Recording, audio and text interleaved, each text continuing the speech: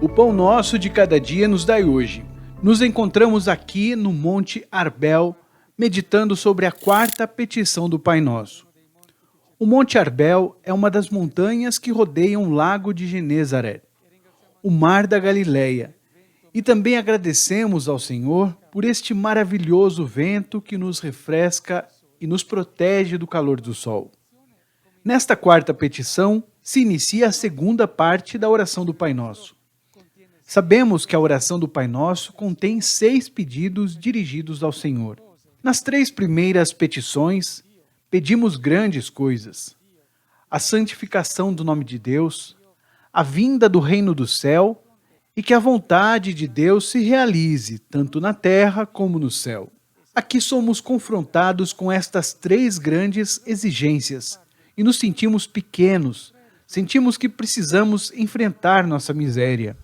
Na segunda parte do Pai Nosso, há 3 pedidos que, de alguma forma, servem para atender nossa fragilidade e, por vezes, a falta de força para cumprir e viver esses 3 grandes pedidos que temos na primeira parte do Pai Nosso. E ainda nos deparamos com as nossas infidelidades e incapacidades de seguir a vontade do Senhor.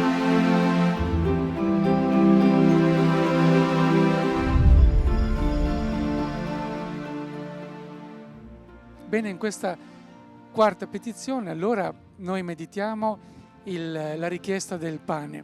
E quando chiediamo il pane, Bem, nesta quarta petição, então meditamos sobre o pedido de pão. E quando pedimos pão, o que pedimos de fato a Deus? Há aqueles que pensam que pedimos o pão natural, que nos alimenta na vida diária. Somos seres mortais e precisamos comer todos os dias para poder viver. Neanche preoccupare di questo. Gesù ci ha detto: voi preoccupatevi delle cose grandi e di cosa mangerete e berrete, non dovrete neanche preoccuparvi. Dice infatti Gesù. Mas Jesus nos disse: portanto, não vivais preocupados, dizendo que vamos comer, que vamos beber, como vamos nos vestir. Os pagãos é que vivem procurando todas essas coisas. Vosso Pai que está nos céus sabe que precisais de tudo isso. Buscai em primeiro lugar o reino de Deus e a sua justiça, e todas essas coisas vos serão dadas por acréscimo. Bem, então Jesus diz para não nos preocuparmos sequer com todas essas coisas, porque elas já nos foram dadas pelo Pai antes mesmo de pedirmos por elas. O Senhor quer fazer um acordo conosco. Ele cuida de nossas pequenas coisas e nós cuidamos das grandes coisas, como a vinda do reino, a santificação de seu nome e em fazer a sua vontade. Portanto, quando Jesus nos diz que devemos buscar antes de tudo o reino de Deus e a sua justiça, é como se ele estivesse nos dizendo: continuem voltando o vosso coração para o Senhor, dizendo que venha o teu reino, e ainda que seja feita a sua vontade. Pois a justiça de Deus nada mais é do que fazer a vontade de Deus. E em toda a nossa vida devemos buscar fazer o que é agradável a Deus. Nós nos preocupamos disso e o Senhor nos alimenta e nos fornece roupas.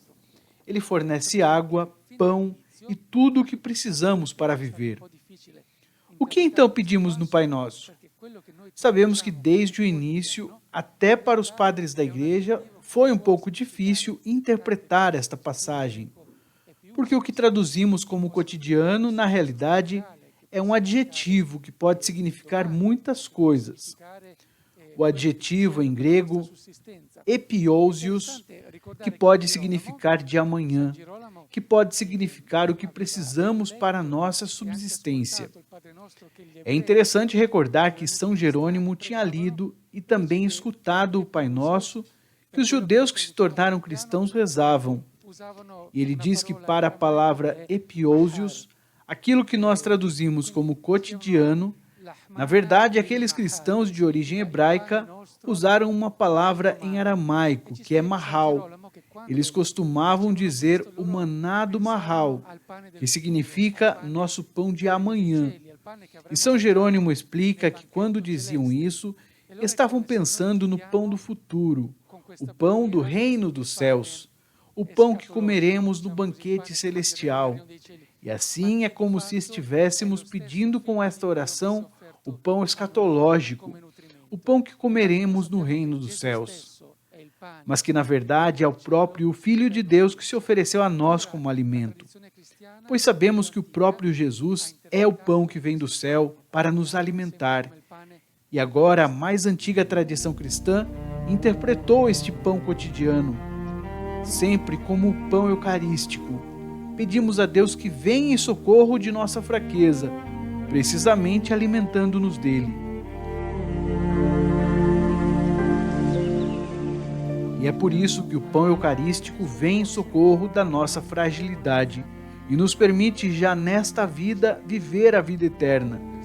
Nós somos alimentados para a vida eterna através da Eucaristia. E com esta força podemos santificar o nome de Deus, fazendo bem a sua vontade e vivendo na espera de seu reino. Bem, então sabemos que Jesus nos ensinou isso. Ele mesmo é o pão que vem e que voltará. E se lermos o Evangelho de São João, capítulo 6, versículos de 32 a 35, veremos o que o próprio Jesus nos explica. Se noi leggiamo il Vangelo di Giovanni al capitolo 6, versetti 32-35, sentiamo proprio che Gesù ci spiega questa cosa.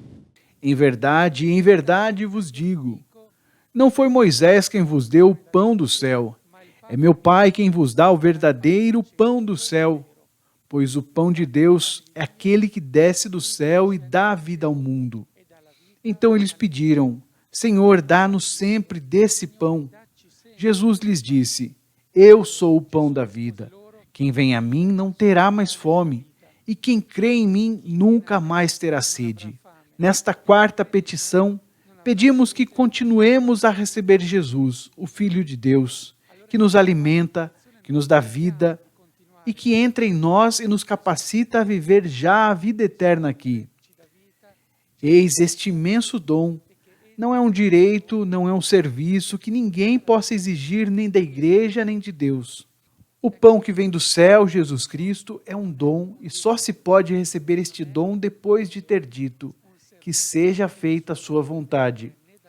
Por isto, o pão do céu, o pão cotidiano, o pão eucarístico, é um imenso dom para aqueles que se submetem à vontade de Deus, para aqueles que desejam fazer o que é agradável a Deus e para aqueles que fazem parte da família de Deus.